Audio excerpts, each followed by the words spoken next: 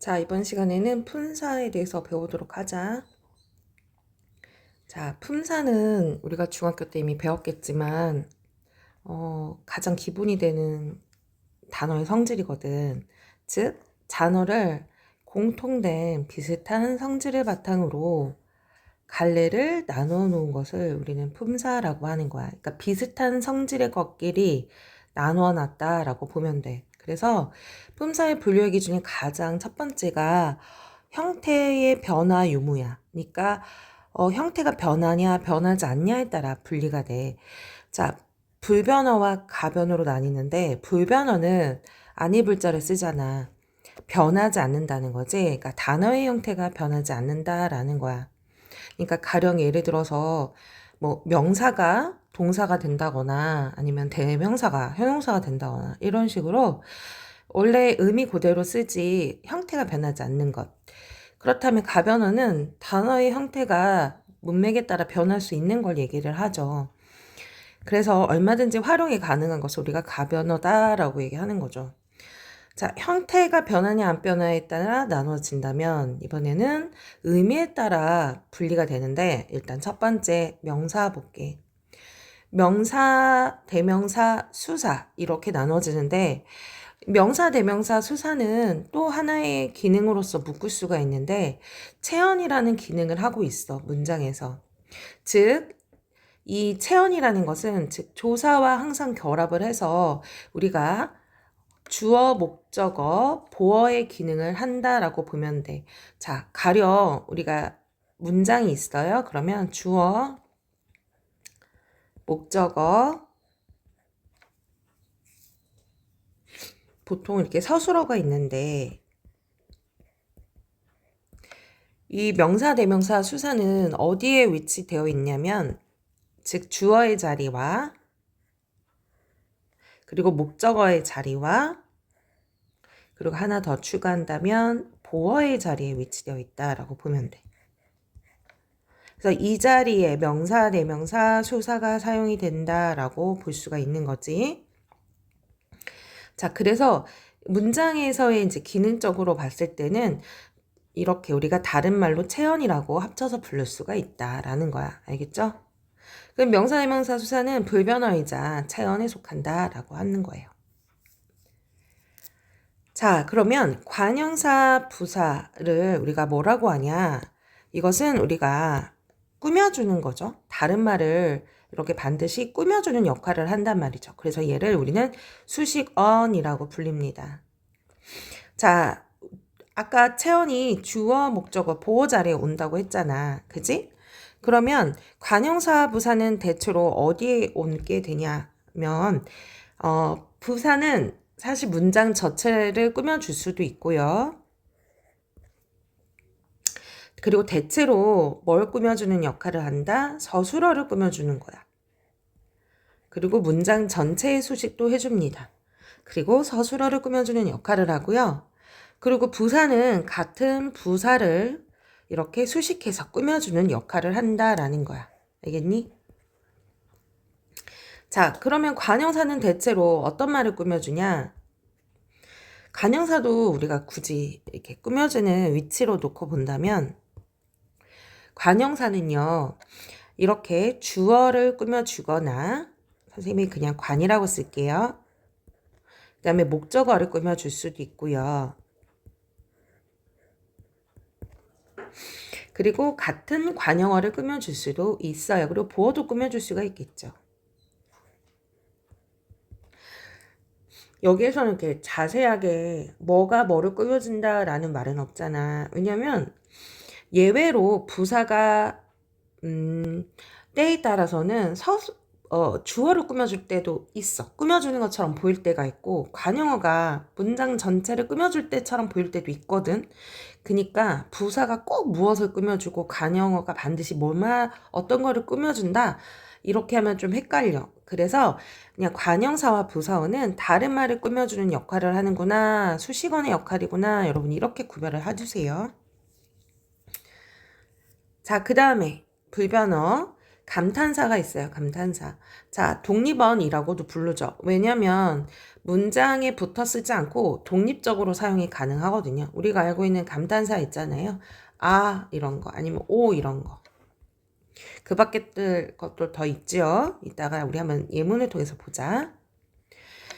그리고 조사는요, 우리가 앞말, 즉 체언에 붙어 쓰는 거잖아요. 조사는 우리가 앞뒤에 관계를 나타내준다 이렇게 이해를 하시면 돼요. 그래서 단어의 형태가 변하지 않는 이렇게 불변어가 있고요.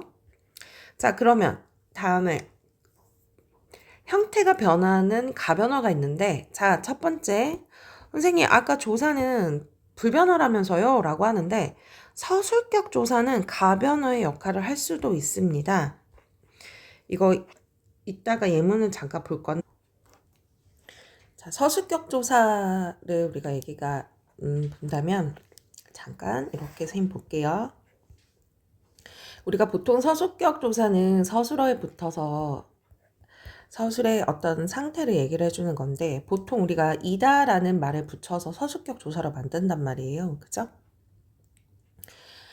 자, 그렇게 되면은 우리가 이제 이다 말고도 예외적으로 사실은 얼마든지 활용이 가능하거든요.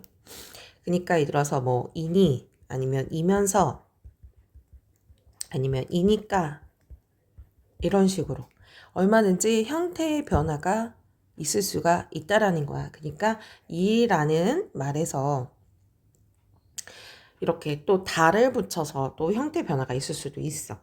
그렇기 때문에 우리 서술격 조사는 가변어다라고 얘기할 수 있습니다. 알겠죠? 그래서 우리가 그냥 일반 조사랑 구별해 줘야 된다라고 봐야 돼. 자, 그러면 가변어, 동사와 형용사 정말 중요하지? 자, 잠깐. 가변의 뜻도 다시 한 번만 우리 알아볼까? 자, 변한다고 했어. 변하는 거. 아까 서술격 조사도 변한다고 했고, 자, 그 다음에 동사랑 형용사도 변하는데, 자, 일단 동사부터 선생님이 잠깐 예시를 들어볼게요. 동사 중에 우리가 먹다라는 말이 있어요. 먹다. 동사는 뭘 나타낸 거니, 얘들아? 행동을 나타낸 것을 얘기하는 거죠. 그러면 여기에서 변하지 않는 부분이 존재합니다. 어디죠? 먹이라는 단어는 변하지 않아요. 그쵸? 물론 기본형은 먹다지만요. 그럼 변하지 않는 이 부분을 우리는 뭐라고 부르죠? 네, 어간이라고 하고요. 여기는 어미라고 우리가 부르죠.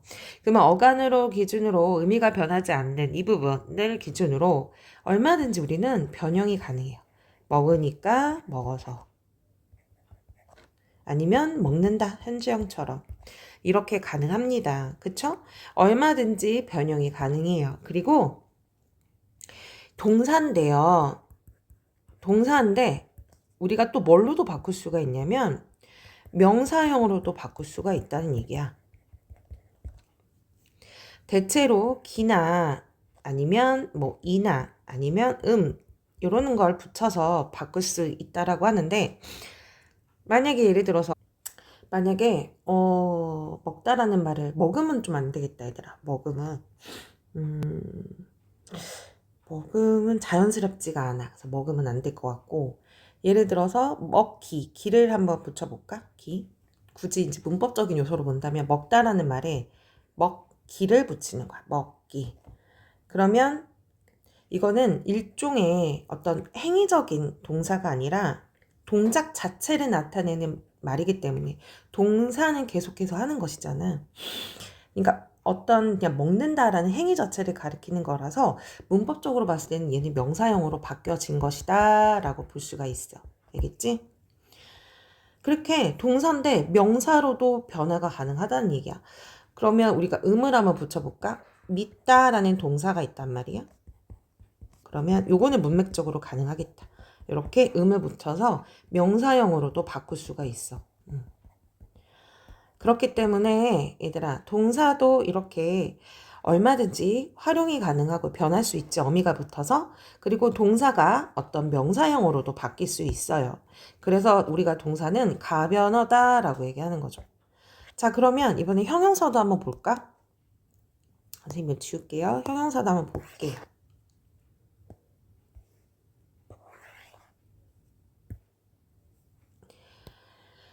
자, 우리가 예를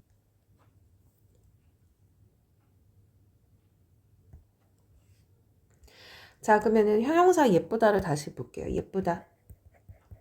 예쁘다라는 말에서도 의미가 변하지 않는 부분이 어딜까요? 예쁘가 되겠죠. 여기는 의미가 변하지 않아요. 그쵸? 근데 우리가 얼마든지 여기다가 붙여서 예뻐서 아이고 어서네요. 어서가 붙어서 나중에 으탈락이 오네요. 그죠? 어서 이렇게 여기는 어간이 되고요. 여기는 얼마든지 의미가 변하는 부분이 된단 말이에요. 자, 그래서 우리는 어떻게 할 수 있습니까? 네, 어떻게 변형이 가능하죠. 그 다음에 예쁘다라는 말을 명사형으로 만들어 볼까? 어떻게 바뀌죠? 예쁨 이렇게 바뀔 수 있어. 문맥적으로도 이상하지 않아. 자, 형용사인데 명사형으로 바뀌었단 말이지. 이런 이유 때문에 우리가 가변하다라고 얘기할 수 있다라는 거죠. 자, 그러면 여기까지 한번 여러분이 한번 눈으로 쭉 한번 읽어보시고요. 그 다음 이어서 체험 넘어서 해볼게요.